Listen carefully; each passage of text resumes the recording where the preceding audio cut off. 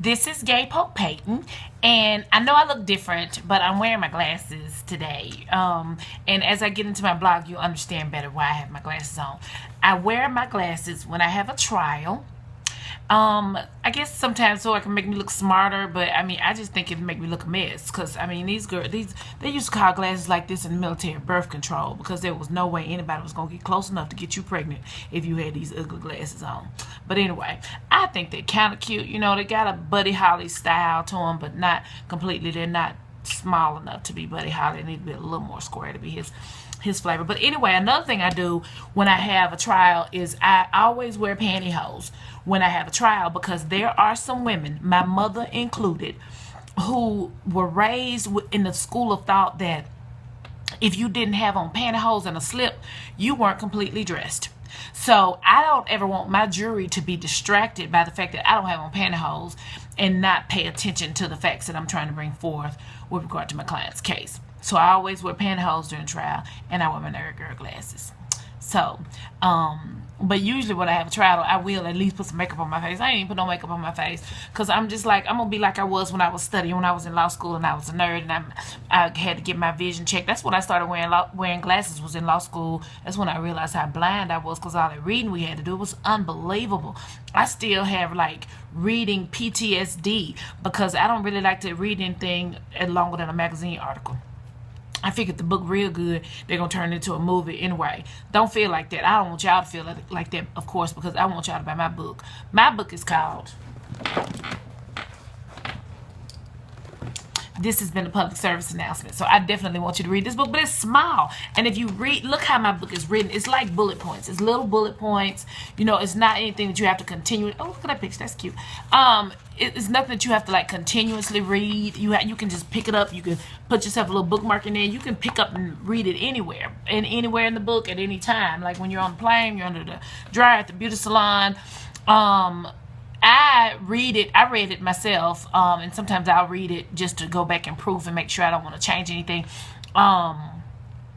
I'll go back and I've done it on a plane ride, 2 hours, and I've done it under the dryer at the salon 2 hours. So it's not that long of a book, and like I said, even if you don't want to read it continuously, if you want to read a little bit before you go to bed every night, it's one of those books that you don't have to get to a stopping point, because there's really no stopping point other than the next PSA, because they're like little bullet points, little pearls of wisdom. It's like where Mother Wit meets my law degree, and we just talk about things. Okay, so now I'm going to tell you why I got these glasses on, and it looks like I can read your thoughts. Look how thick these things are. Look at that. See that? It looks like I can read your thoughts. You are thinking that Gay looks a mess with these glasses on. So, anyway, I figured I was going to just, I'm plain Jane it down for this PSA, because this is a really smart PSA. It's not as elementary as the other things that I've talked about in my first 12 blogs, but I really try hard, and I pride myself on the ability to speak lawyer and to speak lay language. I pride myself on the ability to be able to break difficult legal concepts and issues down to the lowest common denominator, so that anybody can understand what I'm talking about, because I don't like talking over people's heads, and I don't like when people talk over my head. I was dating this guy. He was so smart, and I'd be like, what does that word mean? He like, why don't you Google it? I said, why don't you use a smaller word? What does the word mean? Make me sick. I can't stand when people try to be smart, make other people feel dumb. Ain't nobody got time for that. Just because you got some degrees, everybody got a little education, even if it's a third grade education. So don't be trying to put down nobody's third grade education because you got doctor in front of your name. Don't nobody care. Anyway. But the PSA that I wrote yesterday, it was really good, and I'm gonna tell you how it started. Friday night, my niece, she and her husband are like the epitome of the Black Ozzie and Harriet, or Ozzie and Ruby Dee, if you will. So she posted this thing that that was written underneath a picture of Ozzie Davis and Ruby Dee after Ruby Dee passed away last week. Child, it talked about how they were going to be together unto death. I mean, like, whoever dies first goes into an urn that's big enough to hold both of their ashes, and then the other one will wait. They'll wait for the other person to join them in the urn. And then they wanted to be written on the side. Once both of them had passed away, they wanted the urn to be sealed permanently. And they were going to write on the side of the urn, "In this thing together." In this thing together. I mean, it don't get no deeper than that. It's like, even after life has taken everything that it can take from me, we're still in this thing together. I'm just like, I mean, that was just so profound and so beautiful. And I didn't cry, but I was all in my feelings Friday. Oh my God, my friends were texting me, "Are we going out? What you doing tonight?" I'm not going anywhere. I'm not going anywhere. I'm in my feelings. I need to process these feelings and just come to grips with the fact that, you know, I probably won't experience that. You know, it's just like, you know, it's just as likely that I get struck in the middle of my forehead while visiting the troops in Afghanistan with the President of the United States. That's about how likely it is that I will have what Ruby D and Isaac had. I'm just being honest with myself. I'm all right with that. I'm good. I like me. But anyway, so this is what the PSA said. It says, if I've heard it once, I've heard it 1,000 times. Men will say to me, you know, you just you got all that attitude, and you just got this inquisitive nature. You got to know what's going on. You got to know everything, and you just got all that attitude because you're a judge and you're a lawyer. But you can't be cross-examining a man who's trying to get to know you like he's on the witness stand in a trial. Well, the way I felt about that was, I received the message and the accusation in the spirit that it was given, and I summarily dismissed it in its entirety. You can miss me with that foolishness. I've been thinking like this since I was a child. The way that I think makes me a better judge and a better lawyer. But I have been thinking like this since I was a child. I've always reasoned things out. I've always thought rationally about things. And, you know, I just do it well. I mean, and if you really want to know whether or not I garnered this ability in the legal profession, all you gotta do is come and sit around a bunch of lawyers and a bunch of judges, and you will see that people who have been in my profession for 40 plus years still don't know the right questions to ask. I just know how to do that. It's a gift and it's a curse, because sometimes I ask questions and I really wish that the answer was different, but it's like, good lawyers don't ask questions to witnesses that they don't already know the answer to. And when I ask a pointed question of a man, that means he is going to give me an answer that's going to be a deal breaker. And then that's going to be it. I ain't going to get to have fun with him no more. So it's not fun. So it's a blessing and it's a curse. It's a double-edged sword. And so I'm not thrilled about it, but at the same time, it keeps me from being victimized by the process that has become the dating game. Honey, let me tell you something. The dating game, it ain't no joke, but it will be a waste of any man's time to try to play the dating game with somebody who has retired from the game and is now coaching. It would be just like trying to run trick plays on Mike Tomlin or Sean Payton. No, little boy, you just got here from USC. You just got here from Baylor. How you gonna try to run a trick play on me? You don't know now. See what I'm saying? So you need to know. Some women are just as well versed because we have paid attention to what men are doing. There's a pattern. It's a pattern of behavior that y'all have, and so the patterns that we have to look for when we're dating. And I mean, this is not just for women. This is for men. Men, you need to look out for this stuff too when you're dating. And I realized when I was, you know, like all up in my feelings thinking about Ozzy and Ruby D, I was thinking about the fact that, you know, some of what these men have told me about the way that I analyze situations with men is true. It's true. I actually do that, because the dating process is a lot like preparing for a trial and cross-examining a witness during trial, because there are 5 things that you're going to pay attention to, special attention to, when you're cross-examining a witness, especially when the witness is the defendant or the opponent, the party opponent in the case. The first thing you want to know about is veracity. Can you believe anything that's coming out of this person's mouth? How can you tell that? I mean, it's a lot of ways to tell that. I gave a whole list of ways that you can tell if somebody has is trustworthy and has an aptitude for telling the truth and being honest. But I listed them out. But these are questions that you have to ask yourself. The first question that you want to ask yourself is, did they make any prior inconsistent statements?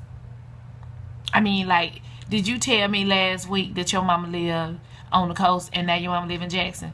Prior inconsistent statement. I mean, it could be something as simple, or it could be something as simple as him telling you that he was going to hang out with his boys the night before, and then he fell asleep on that couch, and then you see his boy's wife that he was supposed to be hanging out with, and she was like, I ain't seen your boyfriend in 6 months. Where is he, girl? You been keeping him locked down? See what I'm saying? Prior inconsistent statements. That's one way. That's one question you can ask yourself to determine a person's veracity.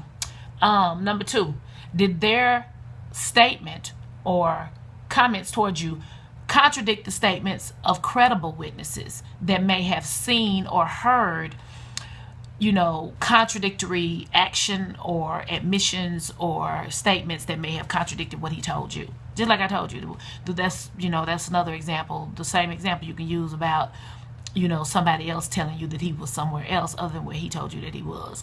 It's just like, and you don't really have to ask questions, stuff will come to you. I promise you, it's just like you don't have to go digging through his phone. That is like a pet peeve of mine. I think that if you go through somebody else's phone or their emails, I think you are the most weak-minded person on the planet. That's childish. It's silly. Don't do it. If you need to know something, it's going to come to you eventually. And it's going to come to you in due time if you pay attention.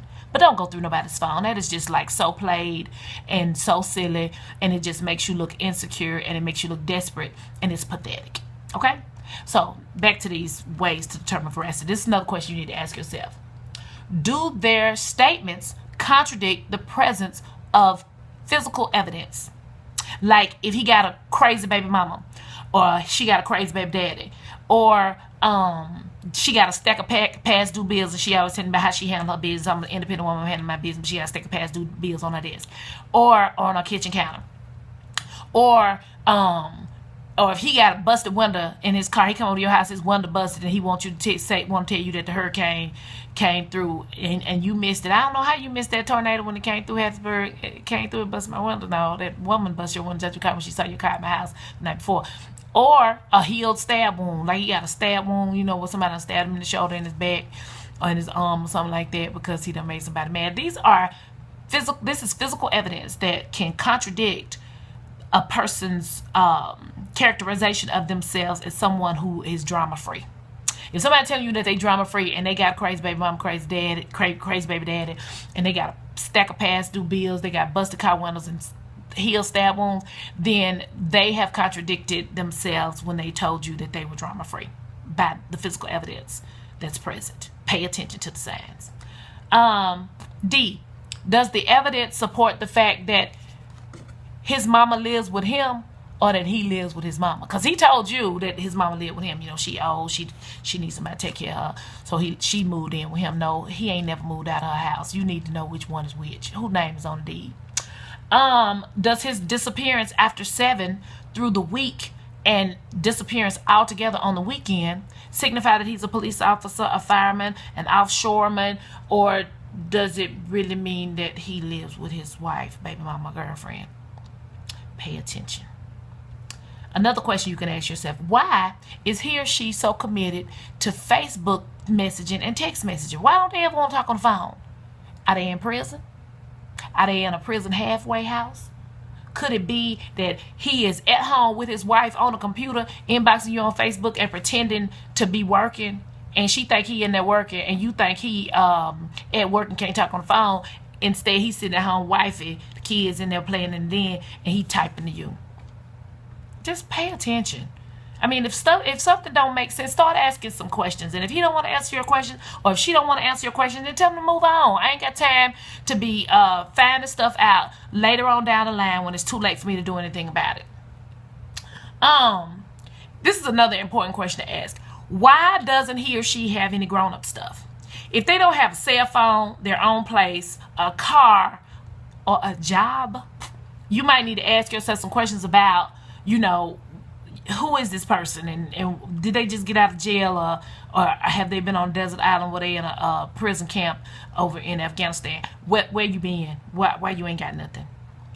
I mean, but just pay attention to the signs and you'll know which questions to ask. You know, there are a lot of questions that you could ask. I just gave you some examples, but you know, though there are a lot of questions that you could ask that can help you understand whether or not this person can be trusted, the words that they're saying, whether or not their veracity is on point. Number 2, motive. Does this person have an underlying and impure motive in being nice to me? Are you just being nice to me so that I won't kick you to the curb before you get what you want from me? And what you want from me could be anything. It could be free legal advice. It could be a ride to work. It could be my money. It could be my body. It could be anything. But, you know, do you have a motive? What is your motive for trying to get at me? You know, just find out what the motives are. Number 3, character. Does this person actually have an upstanding character, or does he have character witnesses that are willing to lie for him or her to make you think that they are the kind of good person that they are making you think they are? And people do have friends that lie for them. Their mama lie for them. You got to watch the mamas too. Experts. Is this person an expert? Do you need to qualify this person as an expert through the voir dire process? Voir dire means speak the truth. And you need to find out whether or not this person is an expert on the inner workings of the dating game because of the fact that they have failed and succeeded at it so much that you might just be their next test study. Revenge kill. We've talked about that before. Number 5, prior bad acts and suppression of evidence. Is this person trying too hard to keep their past and their present away from you? Are they trying to suppress, you know, other women, from running into other women that they used to date, or running into their baby mama, their ex-wife, so she can tell you that he's deadbeat and you better don't date him, girl, don't date him? Because I mean, I always think about that when, you know, you have a man who has 8 baby mamas. I'm like, well, number 3 baby mama and number 4, what? How did he get a 5th baby mama if he got a? I don't understand. I just don't understand, ladies. I just don't understand. But the thing about it is, they want to seek refuge, you know, with the suppression of evidence and the prior bad acts. They want to seek refuge behind the forgive and forget law, so that you won't think that they have a pattern of behavior established that will make you think that they are a bad person, which they very well may be. So you need to pay attention to the signs. The bottom line is, even though I didn't start thinking like this when I started law school at Ole Miss 21 years ago in 1993, I didn't start thinking like this then. I started thinking like this as soon as I could form a cognitive thought. This is how I've been thinking my entire life. And this is how I'm going to think till I die. And that's probably going to be my death knell. That's probably why I'm not going to ever have what Ozzy and Ruby Dee had. Because the innocence is gone. You know, guys my age are reinventing themselves, and they're reestablishing contact with their inner pimp, their college pimp that they suppressed for years while they tried to be married and tried to do other stuff. So it's hard out here for women who want something real and who won't settle for less. Because I'm not a little girl anymore, you know, so I'm not going to accept the words that are coming out of your mouth just because you have a charming way of presenting them to me and make me believe that it's not going to cause problems down the line. The second reason that I'm probably never going to have a man is because most people have something to hide. They have things about themselves that they don't want you to know, and either one of 2 things will happen. Either you won't be able to deal with the secrecy and the lies, or they won't be able to deal with the honesty that you expect from them, and you want to be best friends with this person. You're trying to form a best friend connection with them so that you have no secrets spilled between you. So either way, if they have stuff that they don't want you to know, that's going to be a problem in the relationship. Either up front, it can either happen up front, which I want it to happen up front. Let's get it out of the way. So if you're not the right person for me, then just keep moving, because I need you to make room for the right man to come into my life, because you blocking, you need to go about your business. Because the thing about it is, you need to know these things, because I believe in people should be given the opportunity to decide for themselves if they're going to accept someone as is. I think that it's unfair when you take someone's choice away because the real you is hidden so well that it bears no, the person you're presenting to them bears no resemblance at all to the person you really are.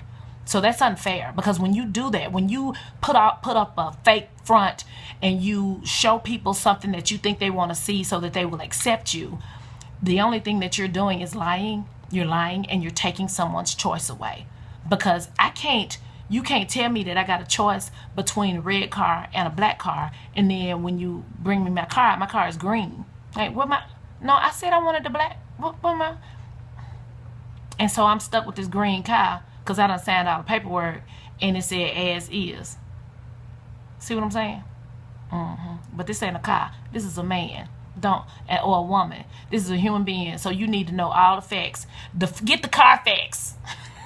Get the man facts. Get the woman facts. Find out what you need to know. Don't be no fool. And then the third reason that I probably will never have a man is because of social media. Even when people have direct access to you, they still would rather ask Facebook statuses, Twitter tweets, and Instagram pictures who you are rather than asking you themselves. Now, you talking about an incredible witness. I don't believe anything you see on Facebook, Twitter, or Instagram unless you have corroborating evidence of those facts. Because, you know, it's like with camera photoshopping and the way you angle a camera, turn the angle a camera a certain kind of way, you can make a Cleon from Star Trek look like Denzel if you angle it the right way. Oh, is that Denzel? No, and then you see him out at the club, be like, what? Oh my God. So this is why I don't have any problem. Like, I put pictures on Facebook like this, no makeup on my face, no eyeliner, no nothing. I just washed my face, and I put pictures up with hair rollers in my head, because and with my hair tied up, plaits, ponytail, my little Pocahontas plaits in my head, because I want people to understand that I'm not perfect. And if you're looking for a perfect woman, then you need to keep moving, because sometimes I'm gonna come to bed with my head tied up because you just gonna have to let me make it, because I gotta be in court first thing in the morning. I need my hair to look good. So, you know, I wouldn't come to bed like that every night, but I'm just saying, you know, sometimes, you know, black women can't always sleep with their hair down. You know, anyway, don't be acting brand new. Cause you know you saw your mama with the scarf on her head. What your mama do? Yeah, the scarf good. It ain't the scarf good enough for your mama, but it ain't good enough for me. I can't wear no scarf, but your mama can. Really? Don't do me like that. But anyway, a picture can paint 1,000 words, but it can also tell 1,000,000 lies. So don't believe what you read. If a woman gives you access, or a man gives you access to them and gives you an opportunity to get to know them for yourself, take that opportunity and spend time with that person. Don't stalk their Facebook page. Don't look and see who's liking that post and who has that kind of time. Don't you have a job and some kids that you need to be seeing after, instead of stalking my Facebook page and my Twitter? Can you find you something else to do? That's silly. Talk to me. You remember that song? It was a song by the Jones Girls. Was it the Jones Girls or was it the Emotions? It was one of the groups. I can't ever. And I always messed it up. But she was saying, don't ask my neighbor. You remember that song? Don't ask my neighbor. That was a pretty song. Come to me. Don't be afraid. You remember that? I know y'all remember. But anyway. But don't ask my Facebook. Don't ask my Twitter. Don't ask my Instagram. Come to me. If I've given you my phone number, I gave it to you because I wanted you to have it. I wanted you to communicate with me directly. Okay? All right? If you want to go look at my pictures, that's fine. But don't form any opinions based on my Facebook post and based on, you know, I'm not an angry black woman. I'm not a bitter black woman. I'm just an informed black woman, and I am not going to fall for the okie doke. I've been there, done that. It will never happen again. So, anyway, I hope y'all enjoyed this. So remember, veracity, motive. What else?